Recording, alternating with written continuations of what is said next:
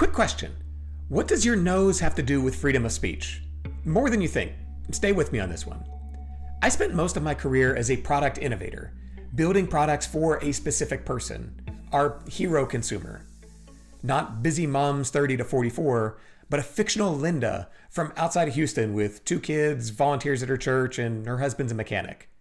We gave Linda a hypothetical seat at the table in every project team meeting. When we built for Linda, the product worked. When we watered it down to please everyone, it flopped. Winning products polarize on purpose. Exhibit A, Tide Simply, the bright yellow bottle that made Tide loyalists recoil while mid-tier shoppers felt seen. It was a love it or hate it strategy. Polarization told you exactly who it was for and who it wasn't. What's true for detergent is also true for jokes, television shows, and even ideas. Preference is not a public emergency. If something isn't for you, that doesn't mean it shouldn't exist. So when people in power start treating their preferences like universal rules, well, that's when my brain starts flashing warning signs. Yes, I'm comparing laundry detergent to democracy. I am getting on my literal soapbox for this one. So grab the hamper, check your armpits for downy freshness. We're sorting this one out. A case study on effective polarization. Let's dig into this detergent thing because Tide Simply is one of my all-time favorite case studies in effectively using polarization. Here's what happened. Tide decided to launch a cheaper detergent to expand its laundry dominance. Orange bottle Tide owns the top end of the market, so they launched a cheaper version, Tide Simply. And if you look at the reviews from Tide loyalists, it was a disaster. People hated it. They blasted it online. This doesn't smell like my Tide. It doesn't feel like Tide. I'm never buying this product again. And that reaction must have been music to the product team's ears because that was their whole point. See, their target wasn't existing fans. It was the people buying Arm & Hammer and other mid-tier detergents. Tide Simply was priced in the right zone, and its scent profile and big, bold yellow bottle aligned suspiciously like, you guessed it, Arm & Hammer. So when the loyalists tried it and ran screaming back to their beloved orange bottle, that was actually success. Tide was carving out a new territory in the laundry aisle without losing money by their current evangelists dropping down a tier and spending less money. They knew the levers that mattered, and for laundry, while we use our eyes in the aisle, we use our nose out of the dryer to evaluate success. Tide Simply was designed to be hated by current users, directly speaking, or more accurately, smelling like exactly what Arm & Hammer customers wanted. Alienation was 100% intended and successful. This is the mantra of the innovator. If everyone likes your new thing, you probably failed because you didn't stand for anything. Like doesn't change behavior. You didn't convince anyone to fire their old choice and hire your product instead. The best ideas are polarizing because they force a decision. You either lean in and say, yes, this is for me, or you push back and say, nope, not my thing. Just being okay leads a path directly to the discontinued bin. It doesn't matter if 99% of people absolutely despise your product. In a country of 330 million people, 1% still means over 3 million potential fans. If that's enough to keep your lights on financially, it's enough to justify your existence. The other 99%, their dislike isn't a problem. It's proof you stood for something in particular. So when you hear me say polarization is a feature, not a bug, that's what I mean. In business, culture, and ideas, trying to be everything to everyone guarantees you'll be nothing to anyone. So if polarized products are good for business, what about for society? From detergents to democracy. Our culture works the same way as Tide Simply. Jokes, shows, Substacks, YouTube videos, and late night hosts are all products too. Some people love them, others hate them, and that tension is exactly how choice is supposed to work. Just because something isn't for you doesn't mean it's broken. It just means it's maybe not your Tide. Your nose prefers the classic orange bottle. That doesn't make the yellow one invalid.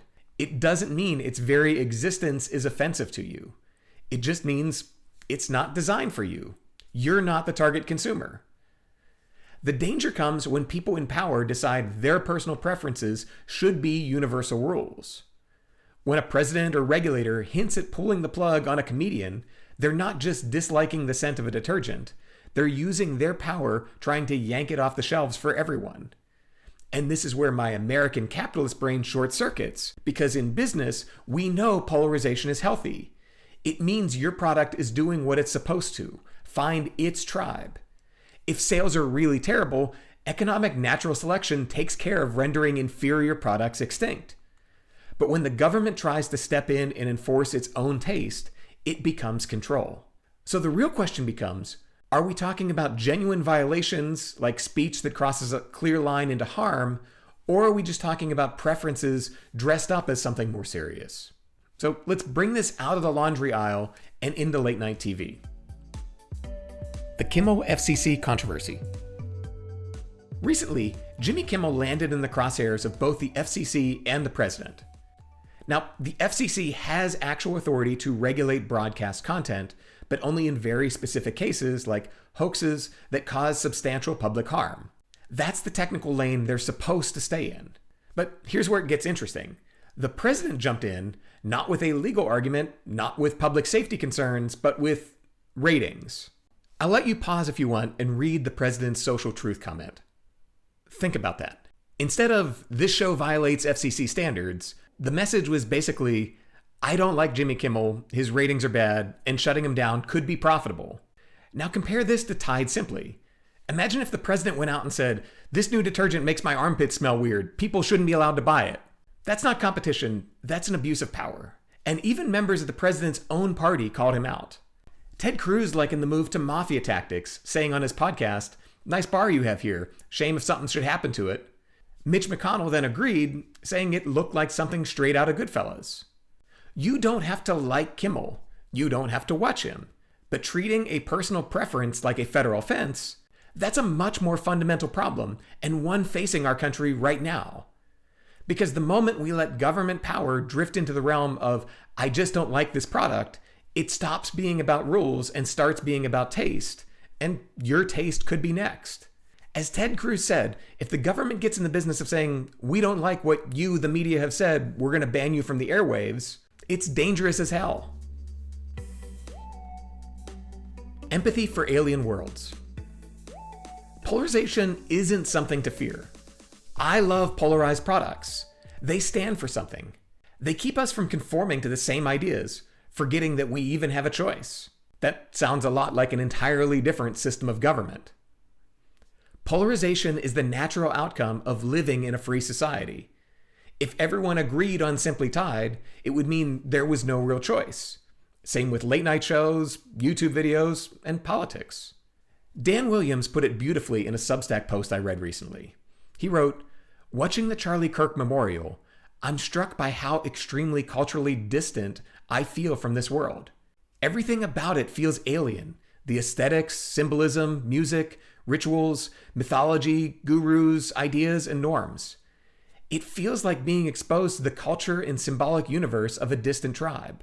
If I reflect on this, it occurs to me that this feeling must be symmetrical, that they must view the kind of cultural universe I inhabit as similarly alien. And in a strange way, despite opposing almost everything about this political project, this reflection makes me feel more empathy for what that project must feel like from the inside." That's the heart of it. You don't have to like the other tribe's detergent, their late night hosts, their rituals, or their worldview. But the moment you recognize they experience your world equally as foreign, we open the door. Different stops being about right or wrong, correct or incorrect. They're simply different. And we can start from there to seek to understand. It's not about eliminating everything that isn't your preference because you see that there can be another perspective.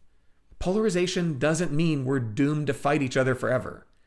It means we have the freedom to choose. And the healthiest response to polarization isn't to eliminate the other side's options.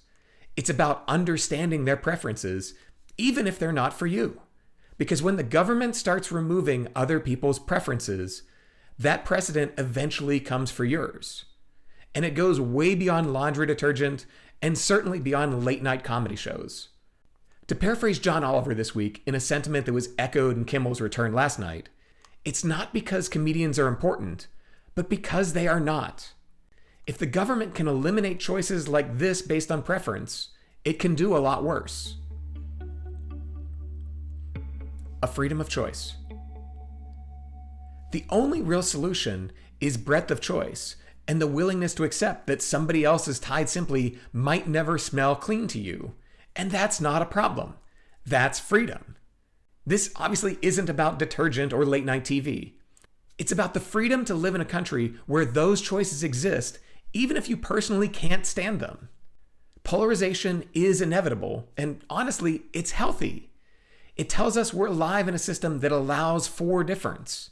That my Tide isn't your Tide, and that my jokes aren't your jokes. And that's okay. Danger isn't even disliking something. It's when we decide our dislikes should strip others of their choice. That's when freedom gives way to control. So here's where I land. I don't need everyone to like what I like. I don't even need them to understand it. What I hope for is the humility to recognize that someone else's alien world feels just as real to them as mine does to me.